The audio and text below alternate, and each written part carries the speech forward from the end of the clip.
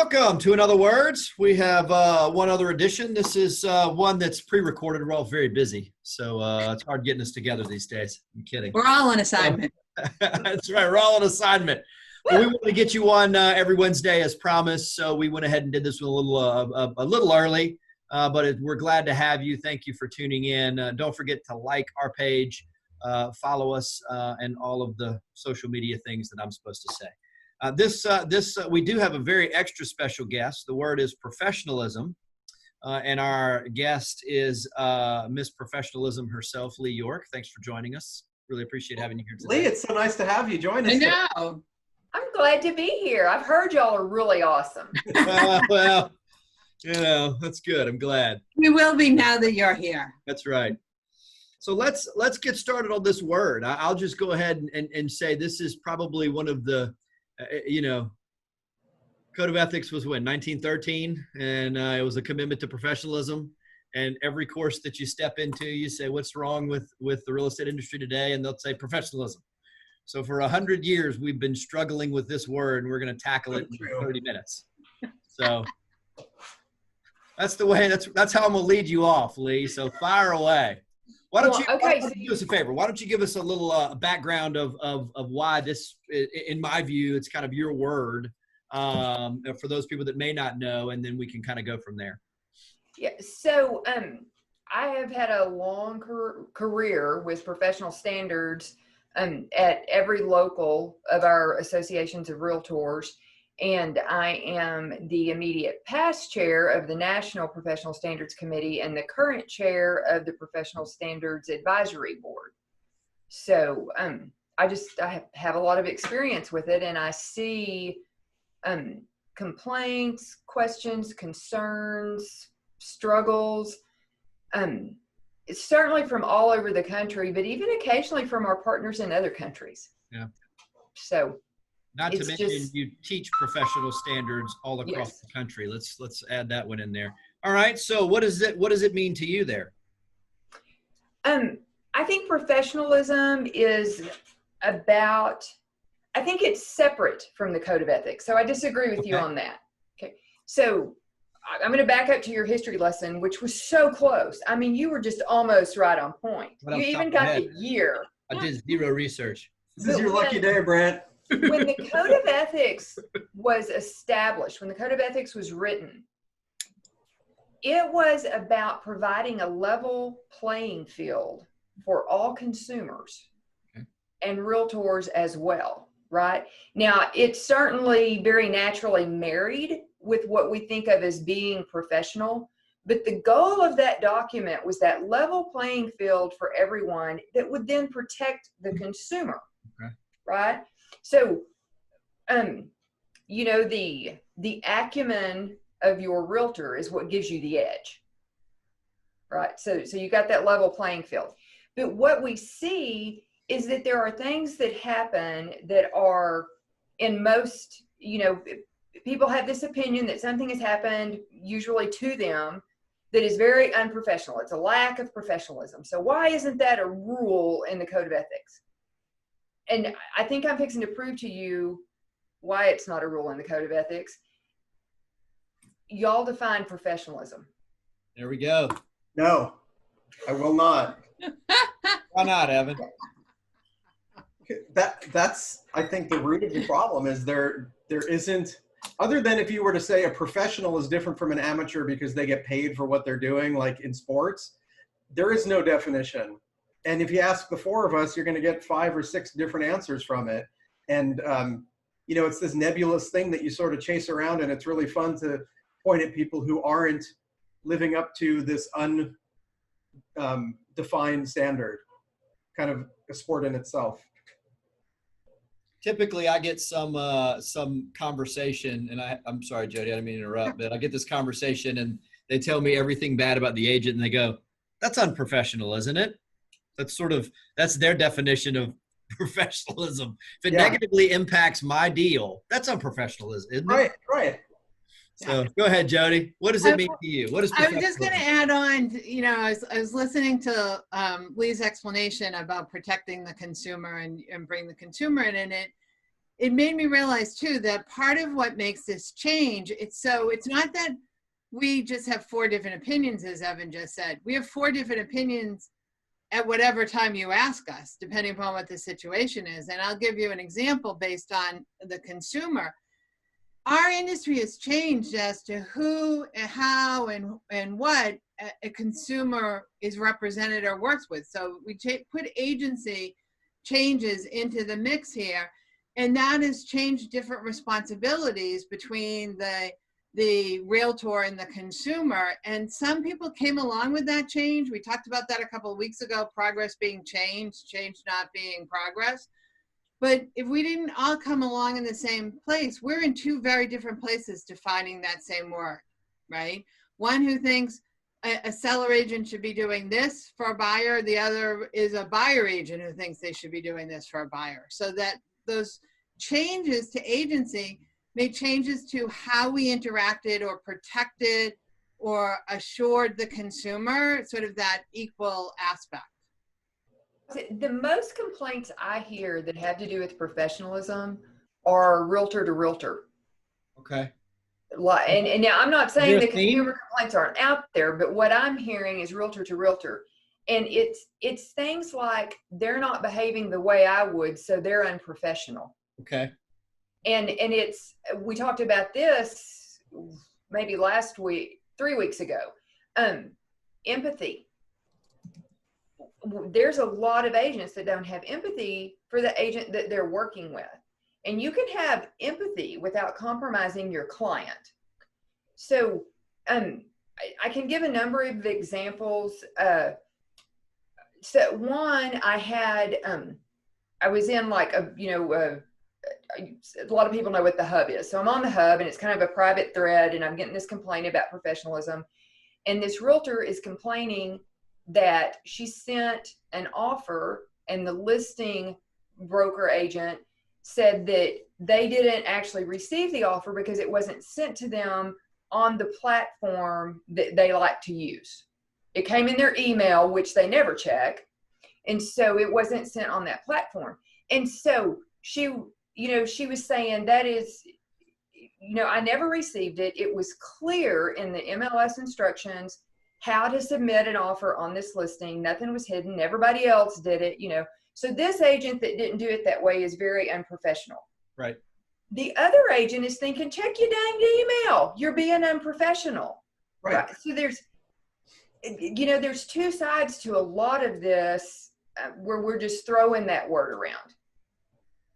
Funny you should use that example, because when you said a couple of weeks ago we talked about empathy, immediately went through my mind how many words we have talked about over the past few months that deal with professional. And I landed on virtual, and I said, wow, how you believe things are virtually done has changed drastically, has changed your idea. And then you give a virtual example of that. So that, I think how we progress, again, another word we talked about, has changed. It changes everybody's view, but everyone still has a different view of it.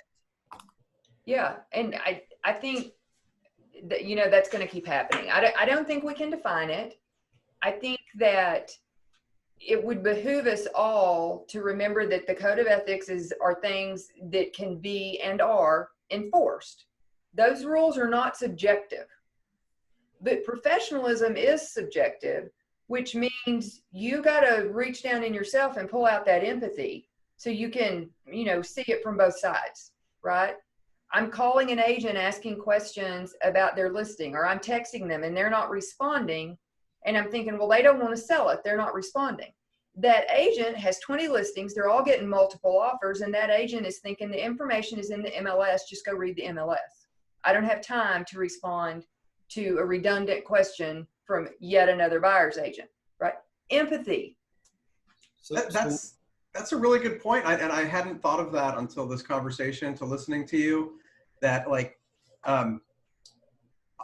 I may think the other person is being unprofessional, but my reaction to them should remain professional, right? Yes. So Wow, yeah. Jumping out and talking trash or assuming the worst, putting together your own story of whatever's happening is totally unprofessional. There's not a rule book for that, but I think that's a really great point. I hadn't thought of it. Score. I got one. Yeah. Both of you. Yeah. Y'all, Yeah. y'all Yeah. teamwork that one. I like that. You may think it is unprofessional, but your reaction needs to remain professional. Yeah. I was going to say, we all need to realize that people don't do business the same way we would like business done. And that's, I think that realization is, because that's the whole point, right, Lee, is it's not necessarily, that it's done to us. It's how we're going to respond. Whose responsibility is it, right? Are you going to go back to your client and say, well, they just won't answer my text message, so let's move on? Well, no, they may want that house. Right. That and that leads me, and I promise not to get way off topic, but we all know about the golden rule. I'm past that. I'm a step up. I think I'm better than that. I'm going with the platinum rule, right? I mean, and then the platinum rule was Alessandra, I can't quote. I don't remember their names, but you can look it up. It's called the platinum rule. There's a book, and they're smart and they're right. It's two guys. So the golden rule says treat others the way that you want to be treated. Right? How about we step it up a notch, go platinum, and treat them the way they want to be treated? Yeah. I mean, that involves asking questions, being more empathetic. I mean, that's a higher standard. All right. So go ahead, Jody. I was just going to add that it brings into part of our professional standards that we've really been focusing on a lot, that I think is definitely someplace where we want to go, and not for sometimes why we say we want to go there. So a lot of explanation of mediation is, instead of win-lose, it's win-win. But I think what it does is it really, it elevates everyone to better knowledge and brings in empathy into it. When you have to understand the other person to work together towards a common goal, it's not this win-lose decision, down goes the judge's gavel type thing, which so many of our other professional standards aspects are. When done right, mediation gives everybody more power. Well, I mean, mediation is your last chance to have a say in the outcome. That's what it boils down to, right? If you're going down the chain from mediation to arbitration to litigation, once you pass mediation, it's in someone else's hands. Yep. Absolutely. Is there, we all have agreed that professionalism doesn't have necessarily a standard definition. Is there another word that we should be using in professionalism's place? I mean, if we're throwing out we have the pathways to professionalism. I mean, professionalism is said probably more than any other word in our business. So what words or series of words should we be using? Wow, that's a good question. I think it's a lot. Not professionalism, what is it? I guess. Go ahead. Well, I think it's a lot of words, and I think that's why you see things like the pathways to professionalism. I think started from Orlando, and then NAR. Just a list of here's how you should treat others. It's been there like 20 years, so I don't remember where it started. I'm thinking business etiquette. Maybe. Okay. Etiquette, like it. It's a Southern thing. I'm going to add in best interest. I think if we were looking out for people's best interest, we might make different decisions. Yeah, I think I like those words. I don't think there is a word that solves it. I think it's going to be a list of traits, and it's going to be somewhat subjective, and it's going to change depending on the application. Professional realtor versus a professional, advocate or professional negotiator. I think there's going to be components, but I don't think there's a word. I like etiquette. I mean, that takes care of a lot of the itemized things, but I don't think it's synonymous. Not all encompassing, but it takes a good clear, a lot of the issues, I guess, with that. I want to just pop something in here. You mentioned, Brent mentioned pathways to professionalism. There's something about that document that I'm finding a lot of our members don't know.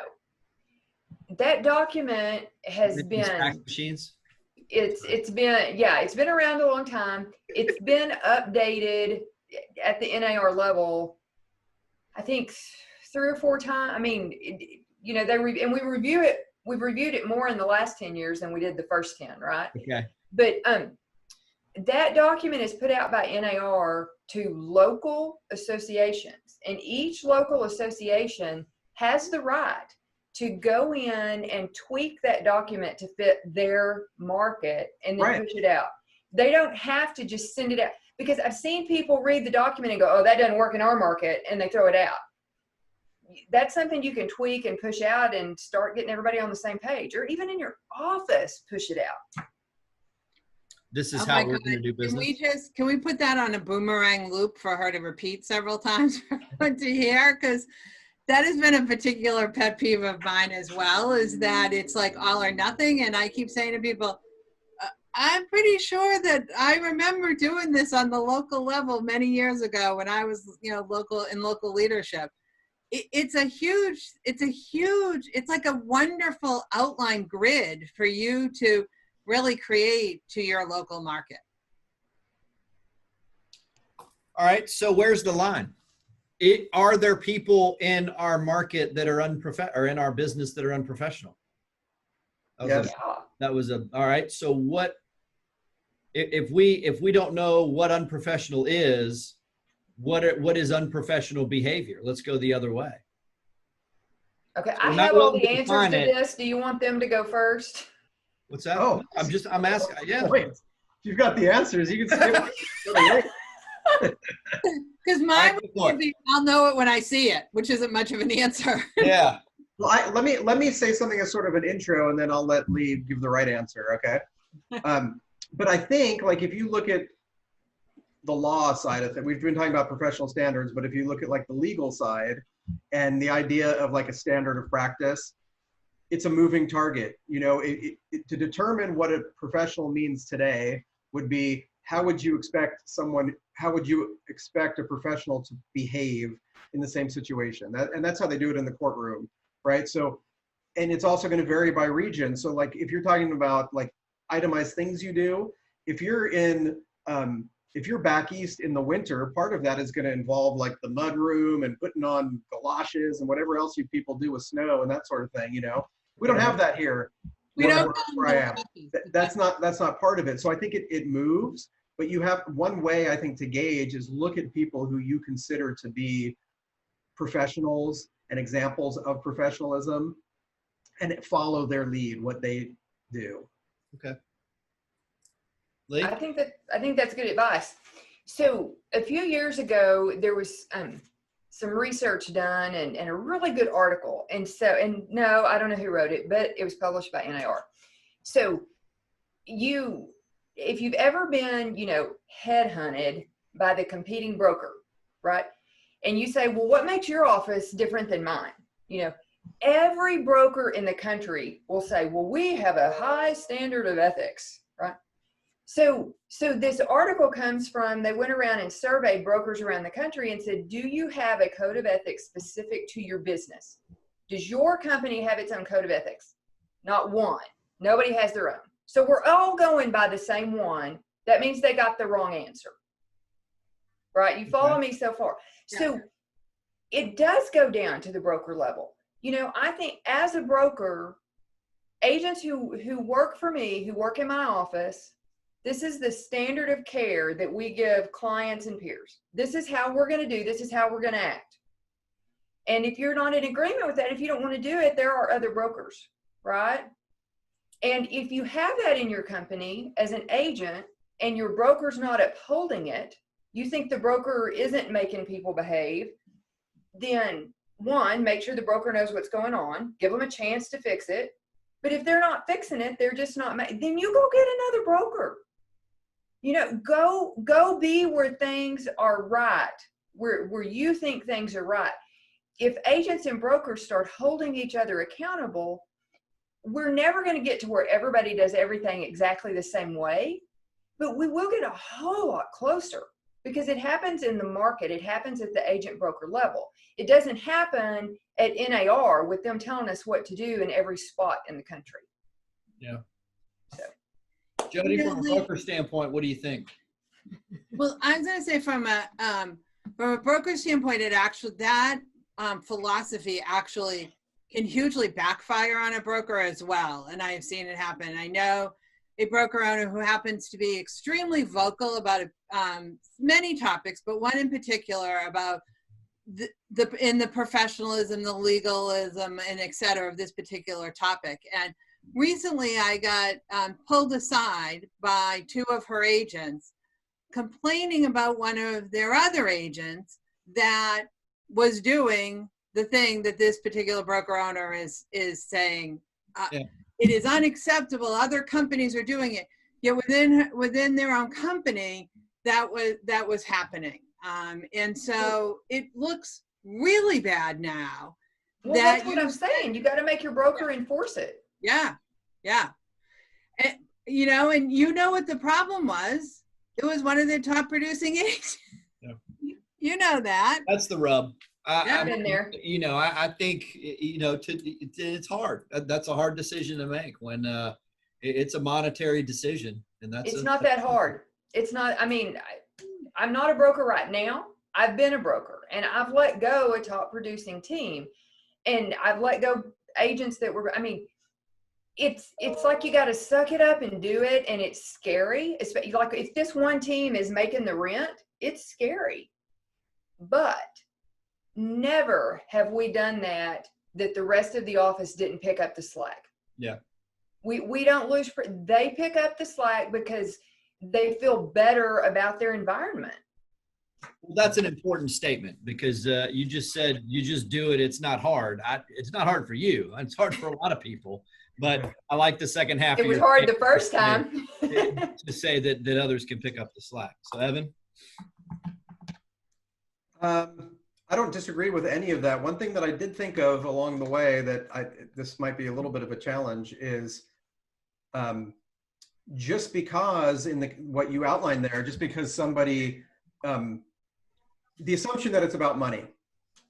So I had a situation, I want to say last year, where I had another broker challenge me about one of our agents and immediately went to, well, I know there's nothing you're going to do about it because they're a moneymaker. And I hadn't even gotten to that point yet. Yeah. But there they were putting their facts together into their own story and projecting it on me. Not very professional, and when I went through, that actually helped inform my decision because it helped me see what it would be like to interface with that person if that's how they were. And the outcome had nothing to do with money. Right.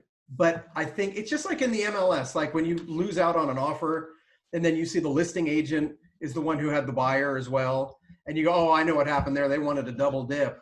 Well, maybe, but not necessarily. And I think sometimes when we make those leaps, not only is it not professional, but it can hurt everybody involved. And it goes back to empathy and giving them. I was going to say, this brings in some of our other words. And I know we're going to have Paula Montofer on soon, and her word is going to be grace.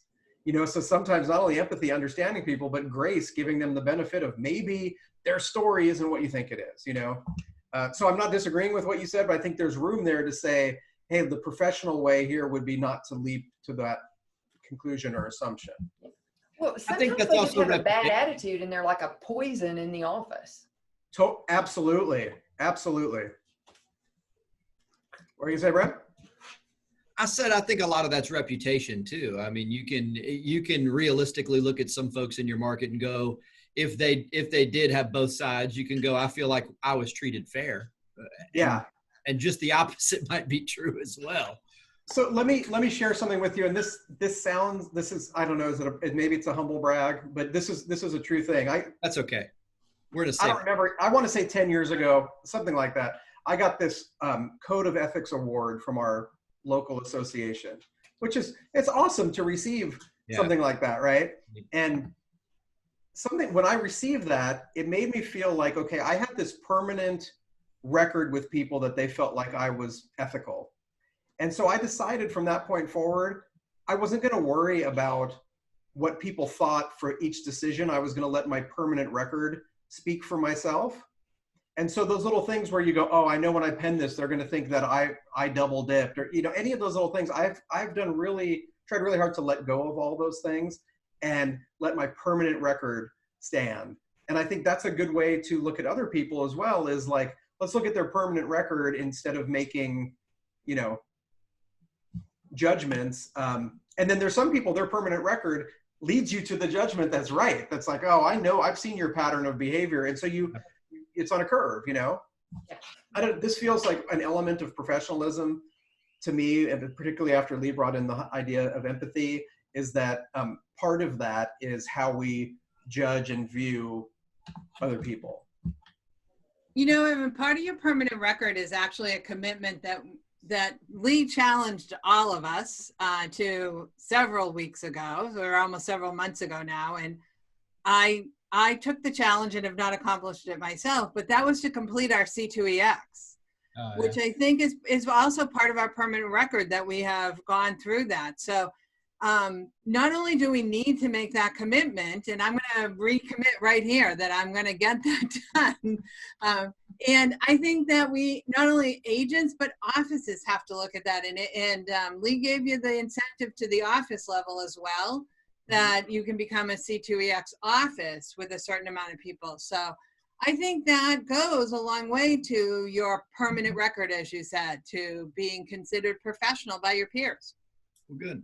There's a lot about professionalism that professionalism section on C2EX is separate from code of ethics, and it's about behaviors and how you treat people. And I mean, there's some good stuff in there. Yeah. All right. Wrapping it up. Got a few minutes left. Lee, I always save our guests for last, so you're gonna take us home. So, Evan, Jody, from a professionalism standpoint, do we like it? Do we not like it? Was this a good word, a bad word? Final thoughts? Fire away.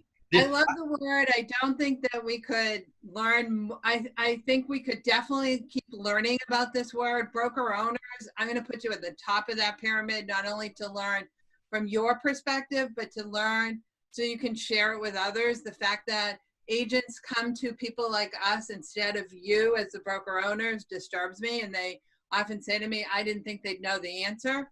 So I'm gonna challenge everyone to put themselves out in front and really learn all of our items that we have to professionalism.